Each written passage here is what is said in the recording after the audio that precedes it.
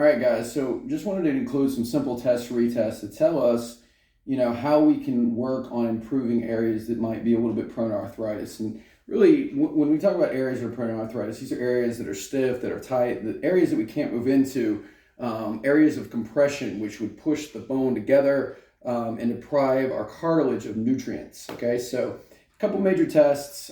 If the lower body stuff is off, okay, I want you to do the lower body circuits that we include in our playlist. If the upper body stuff's a little more stiff, start with the upper body. Okay, so test one, we're going to test whether or not we can do what is called internally rotate our shoulder, as well as open our rib cage. Okay, if you have kind of pain in this general region, okay, this test is going to show us why. Okay, so we're going to take your hand and put it behind your back like that. Okay, now if you're down here, where it's painful to get your hand behind your back, okay, then we're going to want to focus on our upper body. We're going to look at the other side. Okay, the question is each side the same, or is one side like way different than the other? If my right is way different versus my left, I'm going to spend more time doing drills on the side that's a little bit less, that has a little bit less movement. Okay, so second test, and this is also for the upper body. We're just going to do a head turn. Okay, so I'm going to stand nice and tall. I don't want my body to move.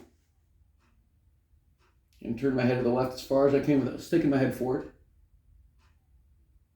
I'm going to turn my head to the right, okay? You feel pinching or kind of stuff activating over here or on either side, or you just can't turn as far. We wouldn't want to focus on that particular side. If both sides are limited, ideally we should be able to get our chin almost to here. Okay, I can get to about here, so I'm pretty stiff, so focusing on my upper body is probably something that I would want to do. Now for lower body, we're going to look at our squat. So I'm just going to spread my feet about shoulder width apart, drop down into a squat so I can get to about there. Also look from behind, okay, to get to about there. And then also a toe touch. I can get to about there. Toe touch is a good indication of whether or not we can sort of bring our lower back and sort of our entire back into flexion. If you have a really stiff back or you're having arthritis of the spine, then that would be a test of that. The squat is kind of a test of the hip. So if I can drop down into a deep squat, stand back up, my hip's pretty good. If I can't, if I'm about halfway down or I'm even less than that, I want to focus on more of my lower body. Okay, so just quick summary.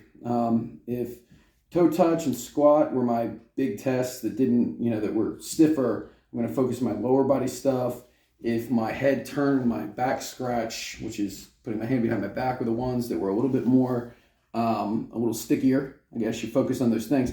And what you'll find is that I want you to test the squat before or the upper body test before you do kind of the circuit that we include, the circuits that we include, like do one 15-minute circuit per day, and then test after, and you should see some improvement. Okay, so that's what we're looking for. And in the future, these tests can kind of be a barometer of, can I go down? Can I go up? When you really start to get stiff, it's kind of a red flag for working on either the upper or the lower body. So give this a go. Hopefully this is helpful.